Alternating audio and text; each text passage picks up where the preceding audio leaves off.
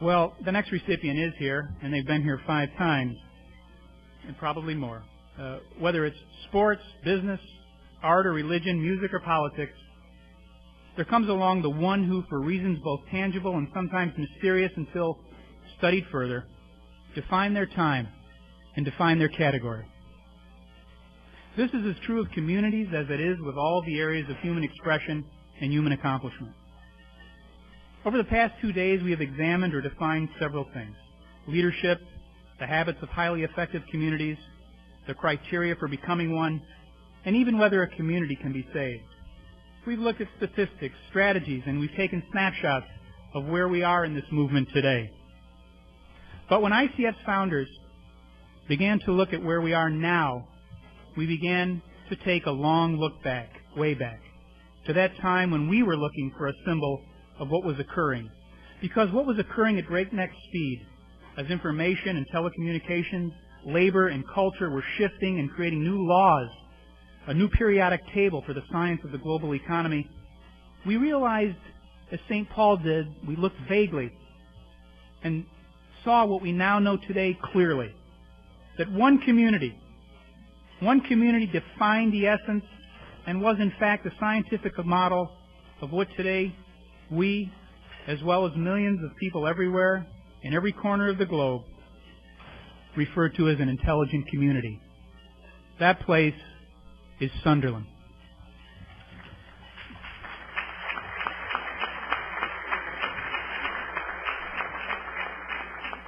Future leaders and communities will say that these unassuming people from time and where were revolutionaries for the common good. They saved the community.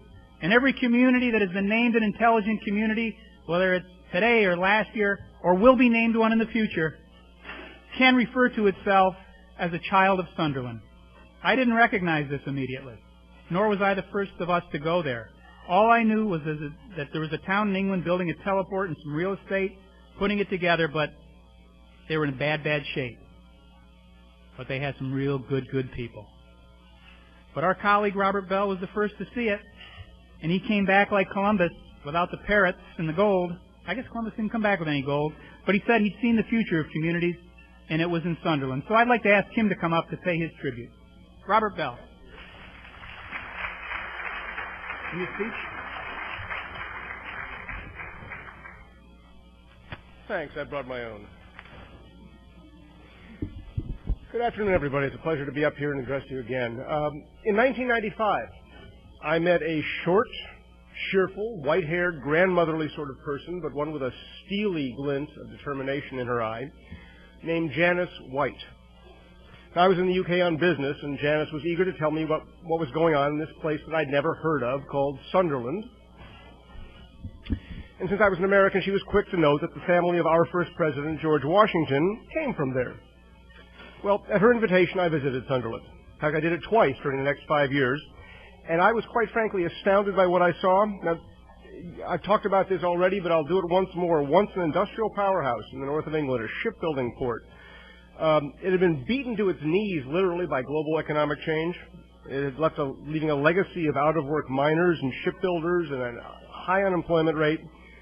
And on one of my visits, I talked with a city council member who told me there was something I needed to know about Geordies, which is what the people of that area call themselves, and I can never remember why, but I'm sure if you ask some of these people here, they'll tell you. Here's what you need to know about Geordies. You can knock them down all right, but they'll get right back up and knock you down, too. Well, that's precisely what the people of Sunderland did, led by the able and visionary administrators like Janice White, who has since retired, by their chief investment officer, Tom Hurst, and their chief executive, Jed Fitzgerald. They've turned a decaying, declining has-been of a city into a vibrant center of the new economy in the UK, one of its top business locations, while rebuilding its industrial strength at the same time as a major European center for automotive assembly. Now, the details are in the booklet on our top 7 intelligent communities that you picked up when you registered for our conference. Sunderland's record of achievement has placed it on our top 7 intelligent communities list an unprecedented 5 times. Now, that's more than enough to account for the Lifetime Achievement Award that it is my honor to present today, but there is even more to the story. ICF published its pioneering study benchmarking the intelligent community in 2001. It identified some examined some 6 communities and identified what we call the 5 intelligent community indicators as a framework for understanding the challenges of the broadband economy and how communities could best respond to them. Now, I'm proud to say that our leading model was Sunderland, one of the 6 communities we researched. Their strategies, the way in which they developed them, their programs, the relentless way in which they made those programs work, still offer lessons today. We're indebted to them for inspiring us, frankly, to found this forum and to share the best practices of communities like Sunderland with the rest of the world. So, it is my pleasure to present ICF's second ever Lifetime Achievement Award to the City of Sunderland and to invite Tom Hurst, Chief Investment Officer, to the stage to accept it. Janet, Skip, you can come as well.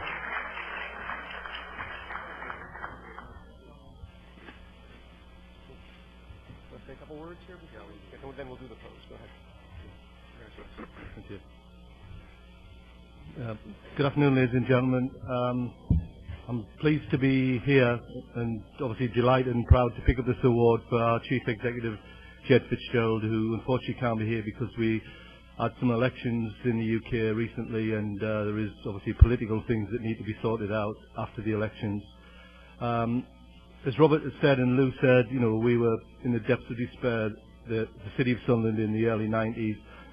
I mean, actually I don't live in Sunderland, but I've worked there for a long time. Unemployment was 25%, and we had to make a decision where we go for the future. I think it's a credit to the political leadership in the city and the people of the city that they decided that they were going to turn things around and make new industries and a better future for themselves. I think it's appropriate that we should be in a fantastic city like New York, because one of the great things that's happened with our city is we have had about 7,000 jobs created in the last 7 or 8 years by US companies investing in our city. People like Citibank, TRW, Lear, Johnson Controls. So a lot of the US companies can take some credit for turning around our economy. And as I say, it's particularly appropriate because also in the last 12 months, as Lou said, we have the ancestral home of George Washington. So it's actually where George Washington's family came from when they first lived in the UK. In our city, it's a National Trust home. And we signed a friendship agreement with the Mayor of Washington in June last year at the British Embassy. So we have very strong links with the USA, and particularly pleased to be here to pick this award up. Thank you. Don't go away. Do the grip and grin.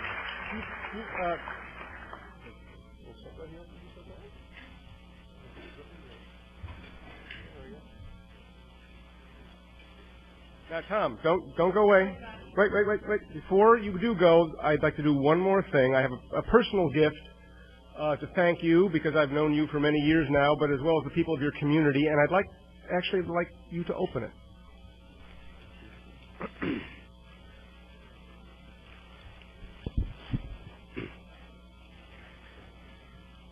Can you hold that up and show people?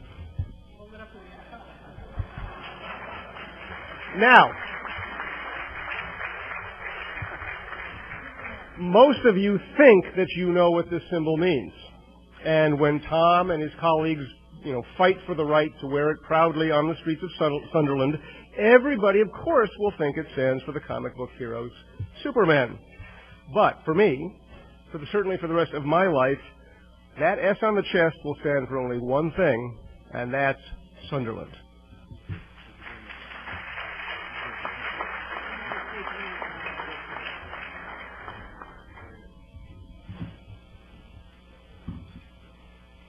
Thank you, Tom. Congratulations again, and thank you, Robert. And the cape is coming later. We just couldn't get it in the package. Tom, Janet, Skip, Sunderland, if you really do have X-ray vision, you'll know who the Intelligent Facility of the Year is, right? Because you can see through the envelope? No? All right, I'm going to have to tell them then.